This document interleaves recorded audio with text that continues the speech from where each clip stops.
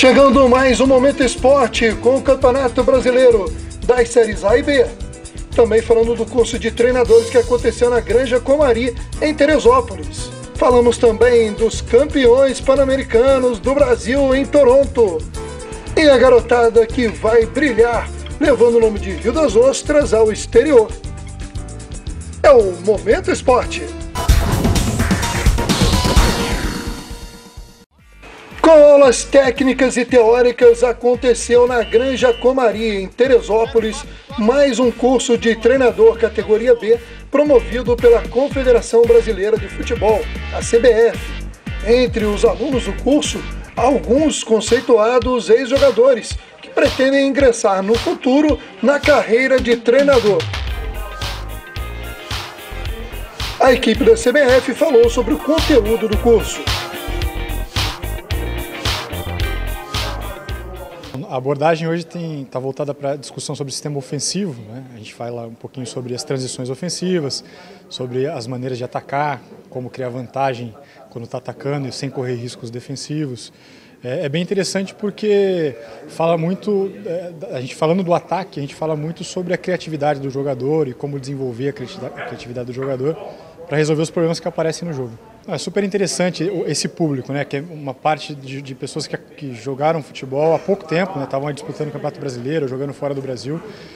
Algumas pessoas que vêm das universidades e que estão trabalhando no futebol.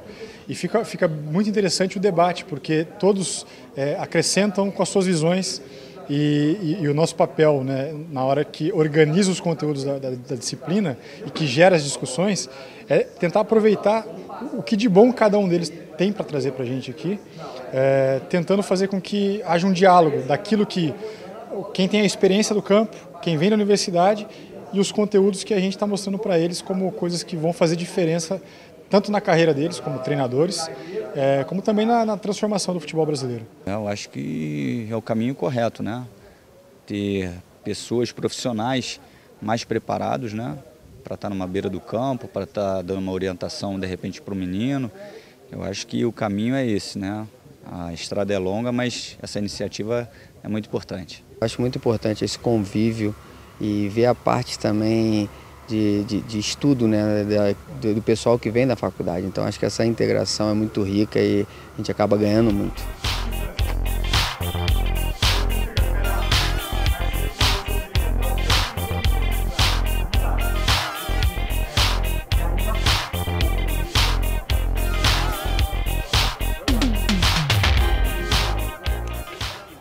O curso de treinadores é parte do programa de qualificação de profissionais do futebol que a CBF tem.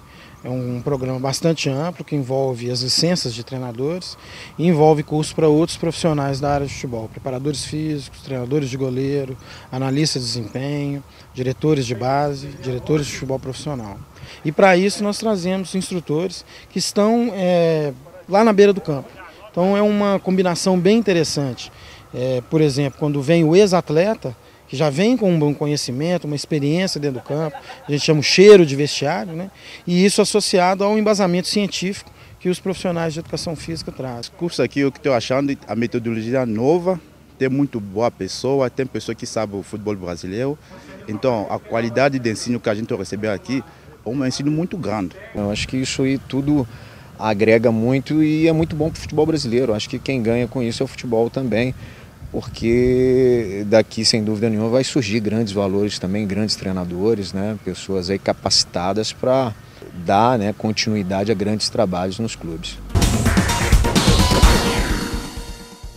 O Macaé entra em campo na noite desta terça-feira em casa pelo Campeonato Brasileiro da Série B.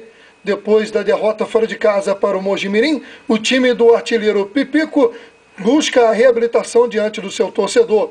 O adversário será perigoso, o Paraná Clube, que vem de uma excelente vitória fora de casa por 4-1 contra o ABC em Natal. O líder da Série B é o Botafogo, após a vitória por 1-0 sobre o Náutico, gol de Lulinha, no Engenhão no último sábado. O Botafogo chegou aos 27 pontos na primeira colocação e está apenas um à frente do vice-líder Vitória.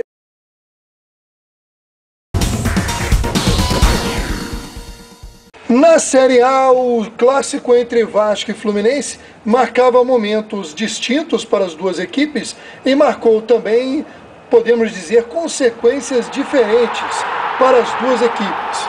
Pelo lado do Vasco, a reabilitação, que se não permitiu que a equipe saísse da zona de rebaixamento, pelo menos tirou o Vasco da lanterna e deu motivação. Foram 2 vitórias seguidas, somada justamente a vitória do meio de semana contra o América pela Copa do Brasil, a equipe do América do Rio Grande do Norte. Já pelo lado tricolor, a derrota no clássico interrompeu a boa sequência que levava o Fluminense a poder chegar até mesmo à liderança nessa rodada. Houvesse vencido o Vasco, o Fluminense teria saltado de 27 para 30 pontos e teria ultrapassado os 2 times que estão na ponta da tabela, o Atlético Mineiro e o Corinthians, ambos com 29.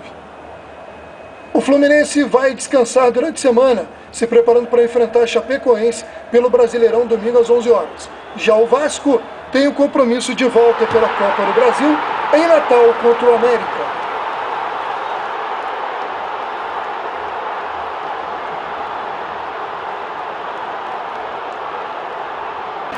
A alegria e a confiança estão de volta ao lado da torcida rubro-negra após mais uma vitória.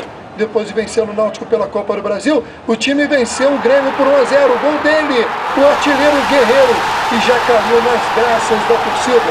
Mais de 50 mil pagantes estiveram no Maracanã, apoiando a equipe, que agora, com essas 2 vitórias, pretende se distanciar de vez da zona de rebaixamento e buscar um lugar melhor. Vamos conferir agora a alegria dos atletas brasileiros que estão brilhando com medalhas nos Jogos Pan-Americanos de Toronto, no Canadá, especialmente o recordista de medalhas, Thiago Pereira. É uma competição bem difícil, bem acirrada, o nível está muito alto, bem mais alto que Guadalajara, e eu estou bem feliz com a competição. Cometi algumas falhas, mas isso é normal, acontece no esporte, afinal eu estou com foco no Mundial esse ano.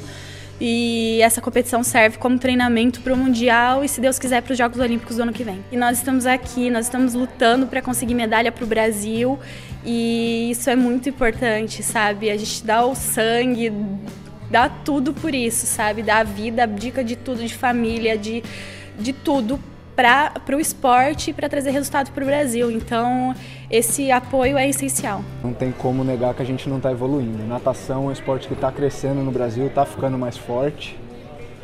Isso é fruto de muito trabalho, muito investimento, enfim, Comitê Olímpico, CBDA, Ministério dos Esportes, tem os próprios clubes e patrocinadores, tem muita gente trabalhando e investindo forte na modalidade, né? E quando você tem trabalho sério e dedicado em alguma coisa, o resultado não pode ser outro, né? Então a gente está evoluindo e está crescendo bastante.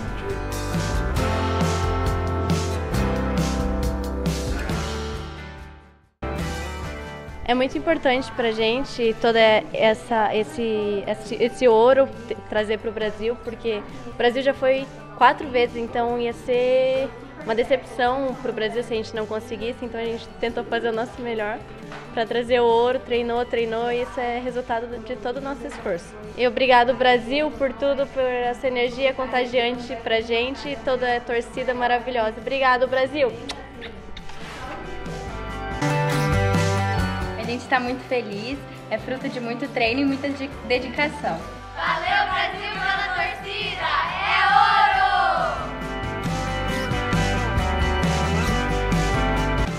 23 medalhas, eu nunca imaginaria. Foi um sonho que veio sendo construído a cada ano, a cada 4 anos, a cada Pan-Americano.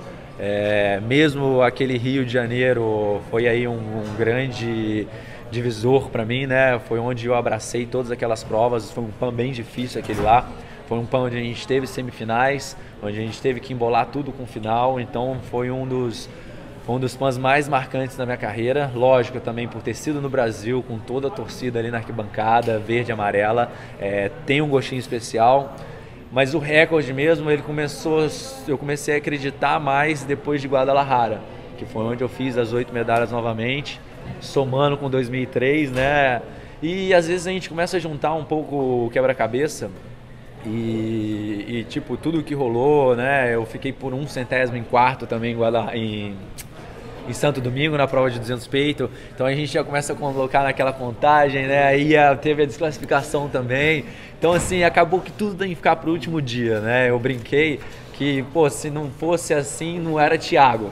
Tipo, não dá para ser tão simples, tem que ficar ali para aquele último momento, para aquela coisa toda antes de acontecer. Acho que no passado as coisas eram bem mais individualizadas. Hoje, não sei, pelas imagens vocês podem ter percebido, hoje a gente está começando a formar um time dentro da natação. Eu acho que isso que vai ser o mais importante para a gente no Rio, porque não vai ser fácil, a pressão vai ser grande, então a gente vai ter que se manter todos juntos e saber de uma coisa, que quando a gente está aqui, a gente não tem clube, a gente não tem nada. A gente tem que representar o nosso país e isso tem que ser maior do que qualquer coisa.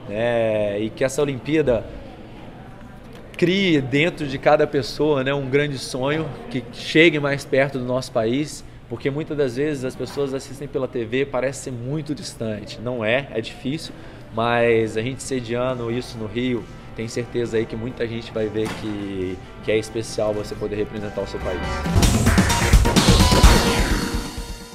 Rio das Ostras vai marcar presença nos Jogos Mundiais da Special Olympics, evento destinado a pessoas com deficiência intelectual, que será realizado de 25 de julho a 2 de agosto em Los Angeles, nos Estados Unidos, com mais de 7.000 atletas de 170 países. A delegação brasileira contará com 13 atletas riostrenses, além de 2 técnicos que trabalham no projeto Para Esporte, desenvolvido no município. Todas as despesas de viagem serão pagas pela organização do evento. A delegação brasileira viaja esta semana. A classificação dos atletas de Rio das Ostras foi obtida quando o município sediou em setembro do ano passado uma edição da etapa nacional do Special Olympics. Na oportunidade, o atleta Douglas Oliveira Martinet, na travessia de 1.500 metros, a Beatriz da Silva Santos no atletismo, Débora Cerqueira Braz na natação e piscina, Jonathan da Silva Paiva no atletismo e a equipe de futsal feminino unificado, que é formado por atletas com e sem deficiência intelectual, conseguiram as suas classificações. Estão se preparando aí há cerca de 1 ano para a competição. A gente deseja, no final desse Momento Esporte, muito sucesso para essa garotada que vai representar a nossa região lá nos Estados Unidos.